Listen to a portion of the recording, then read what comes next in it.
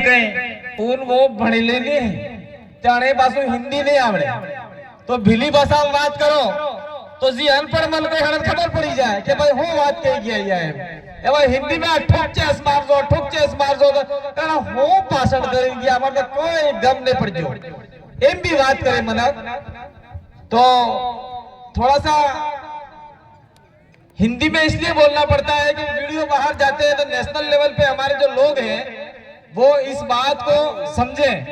दूसरा ये है कि जो प्रशासन के लोग यहाँ पे आए हैं वो रिपोर्ट करें आगे कि इन आदिवासियों की डिमांड क्या है, ये लोग किस प्रकार को लेके इकट्ठे हुए हैं, इसलिए हिंदी में बोलना पड़ता है और वैसे वैसे अपने फिल्म भी बोलना पड़े।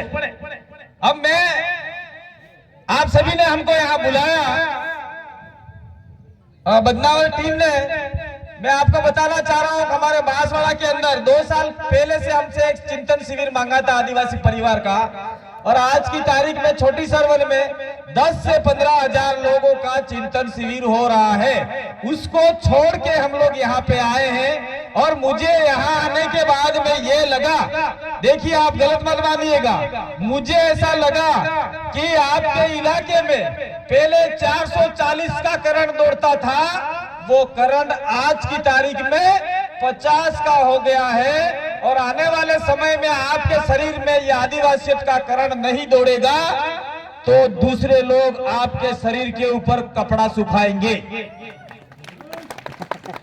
समझे इस चीज को? नहीं समझे?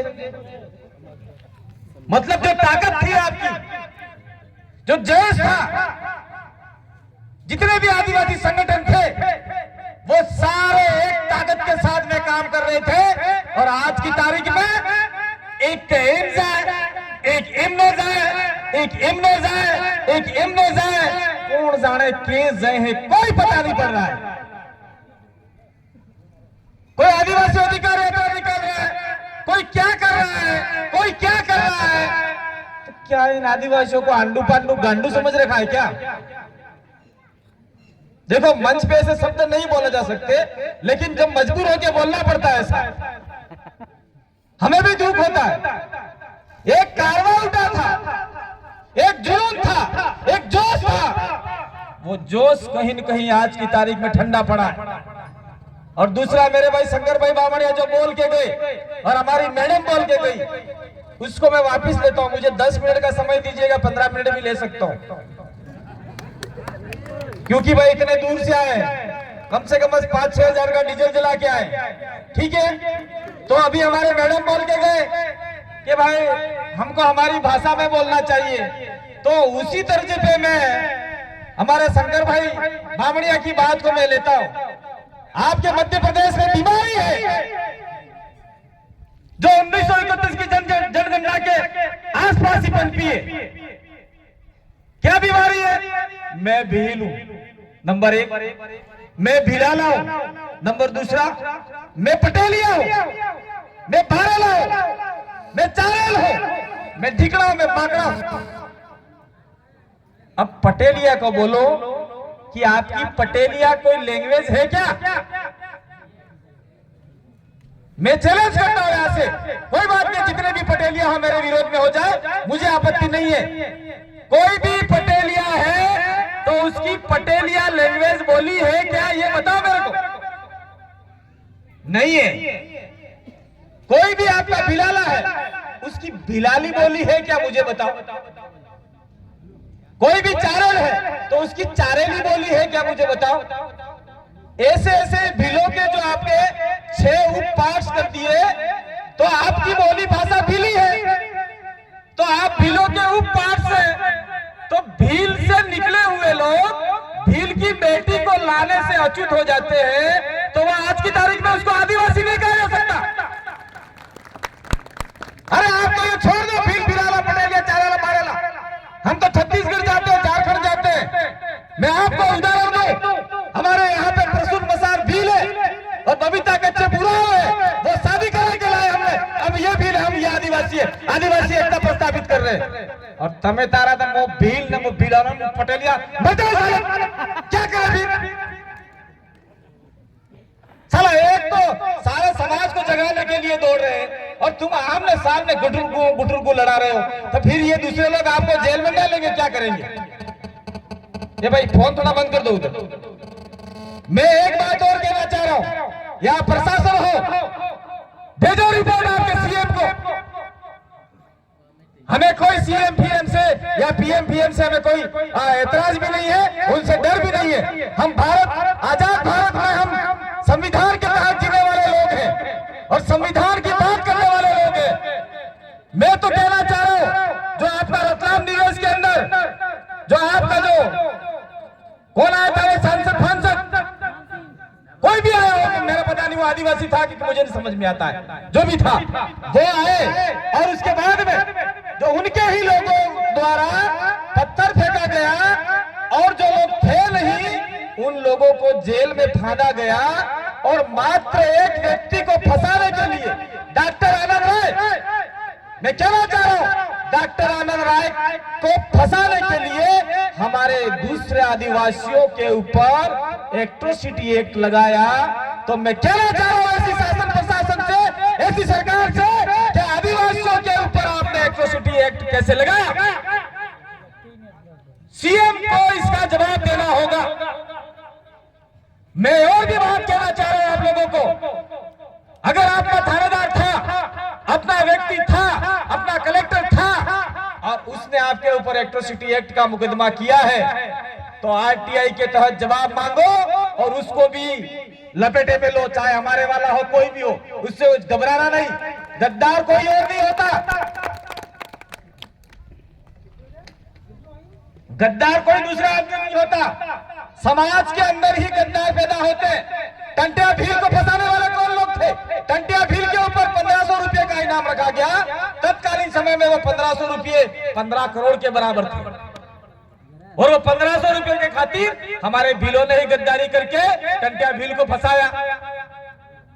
दूसरा, ये तो महाराज है, राणा हुए, राणा कोई जाति नहीं है।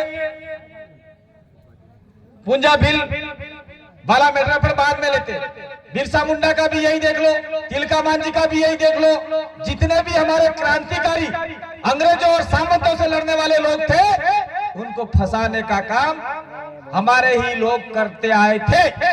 और हमारे ही लोगों ने दारू के लिए, रुपयों के लिए, पैसों के लिए हमारे लोगों को मरवाने का काम किया। ठीक उसी प्रकार से जैसे रतलाम के अंदर हुआ, ये डॉक्टर साहब बैठे हैं, ये विजिलेंस बैठा है, इनके ऊपर जो मुकदमे हो, टाइम हो गया क्या? टाइम का अभाव है।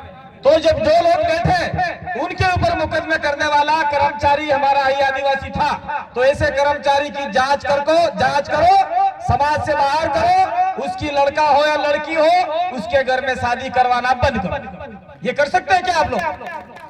नहीं कर सकते। मैं इसलिए कह रहा हूं करण पैदा करो। मैं मेन मुद्दे पे आता हूं, इतनी दूर से आया हूं। ये जो आपका बदनावर है, ये बदनावर शेड्यूल एरिया है क्या? अनुसूचित क्षेत्र है क्या? पूरा बदनावर नहीं, आप पता है शेड्यूल एरिया अनुसूचित क्षेत्र में ये है क्या? पूरा बदनावर अनुसूचित क्षेत्र में नहीं है, धार का पास है। ये बदनावर वाला इलाका है, वो सिविल एरिया है।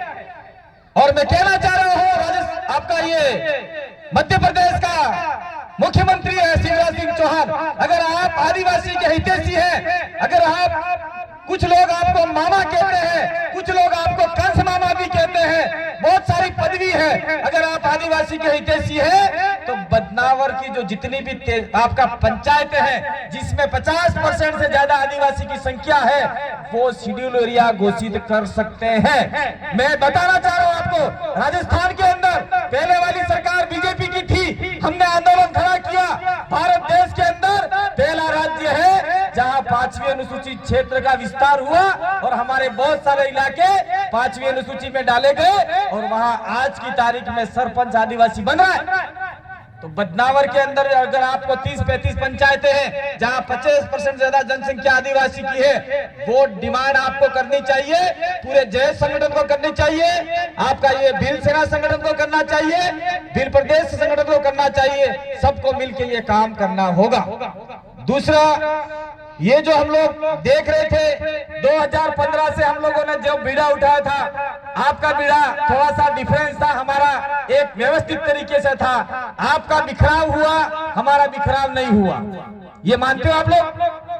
आपका बिखराव हो गया, कोई उधर चला गया, कोई उधर चला गया, कोई उधर चला गया, बीच में खाली हो गया, तो उस खाली में दूसरे लोग आके कब्जा जमा के बैठ गए हैं। और हमारे वहां पे देख लो, हमने वहां पे जो हमारा बिन राजनीतिक था उसको बिन राजनीतिक रखा, बिन धार्मिक रखा, बिन संगठन रखा, बॉर्डरलेस रखा। वो काम पूरा भारत इस चीज को मान रहा है और कहता है कि हमारे राज्य में भी ऐसा काम होना चाहिए। ये हमने एक विचारधारा वहां विकसित किया। लेकिन आपके इलाके में इस इलाके का प्रदेश अध्यक्ष अलग, उस इलाके का प्रदेश अध्यक्ष अलग, जयेश के 4 प्रदेशाध्यक्ष, 2 आपके राष्ट्रीय अध्यक्ष, जयेश का कोई ईटा ठिकाना नहीं रहा। एकमात्र चीज रह गया है, पीला गमछा डालने से कोई आदिवासी नहीं होता, व्हाइट गमछा रखने से कोई आदिवासी नहीं होता। अगर आदिवासी है तो आदिवासियों के लिए लड़ना सीखना होगा, बिन राजनीति से भी लड़ना सीखना होगा। मैडम रुक जाइए, मैंने कहा था मैं 5 मिनट ज्यादा लूंगा मैं 5 मिनट ज्यादा, क्योंकि हम इतनी दूर से आए, विशेष आग्रह पे आए। दूसरा, ये हम लोग कह रहे थे, ये मंच बना है, इस मंच के ऊपर देख लीजिए आप लोग, तिरंगा भारत का झंडा है। जो हमको लोग कहते हैं शासन प्रशासन वाले कि ये देश के अंदर अलग काम कर रहे हैं, हम भारत का झंडा लेके, राष्ट्र ध्वज लेके काम कर रहे हैं। उसके साथ में बाबा साहब अम्बेडकर का, ये भीमराव जी का, भीम आर्मी वालों का, भीम का झंडा लेके चल रहे हैं। इसके बाद में ये जयेश का झंडा लेके चल रहे हैं, भील सेना और भील प्रदेश का झंडा लेके चल रहे हैं। 1913 के अंदर हमारे भीलों ने मानगढ़ पे जो शहादत किया था, वो सपना साकार हो सकता है अगर हम आपस में बटे नहीं तो। आने वाले समय में हम एक रहे, नेक रहे, तो निश्चित रूप से हमारे पुरखों ने जो सपना देखा था भील प्रदेश का, वो पूरा हो सकता है। वो जिम्मेदारी आपकी है, वो तमाम महिलाओं की जिम्मेदारी है। बड़े बड़े मंचों पे कहते हैं कि भील प्रदेश शब्द उपयोग मत करना। भील प्रदेश तो हमारे रग रग में बच चुका है। कहां कहां काटोगे, हर इंसान को काटोगे, चाहे वो दलित हो, चाहे ओबीसी हो, चाहे आदिवासी हो, वो सारे भील प्रदेश विचारधारा में आने के लिए तैयार हो चुके हैं। और दूसरा, मैं आप लोगों को कह के जाना चाह रहा हूं, हमें गैर आदिवासी से कोई लड़ाई नहीं है, ये एक गलत भ्रांति है। उस समय में पूर्वाग्रह ग्रसित होकर कुछ लोग मधुवारी विचारधारा को बार बार हमारे इलाके में पनपा रहे हैं, उससे हमें ऐतराज है। लेकिन हमें किसी ब्राह्मण से ऐतराज नहीं है, किसी राजपूत से ऐतराज नहीं है, किसी और वर्ग से हमें ऐतराज नहीं है। हम सबको साथ में लेके चलना चाहते हैं। लेकिन ये नहीं है कि हम आपका सिर, आपका पैर हमारे सिर पर रख दोगे और हमें वापिस जमीन में धांच दोगे, ये हम बर्दाश्त करने वाले नहीं है। हम साथ में मिलकर चलते हैं, भील प्रदेश का निर्माण करते हैं। अगर भील प्रदेश का निर्माण होता है तो जनरल वर्ग है वो अल्पसंख्यक में आ जाएगा, और उससे फायदा क्या होगा? आज की तारीख में देश के अंदर जो भी अल्पसंख्यक कौम है, उनको संवैधानिक दर्जा मिल गया है। इस भील प्रदेश के अंदर भीलों की संख्या, आदिवासियों की संख्या ज्यादा होगी और दूसरे समाज की संख्या कम होगी, तो अल्पसंख्यक का दर्जा हो जाएगा, अल्पसंख्यक बोर्ड बनेगा, आपका आदमी बोर्ड का अध्यक्ष बनेगा। ये आप समझते क्यों नहीं हो? ये समझना होगा। अब ज्यादा बात नहीं करेंगे, मैडम बार बार पीछे पीछे उंगली कर रहे हैं, इसीलिए मैं अंत में एक बात करके अपनी बात को यही विराम दूंगा।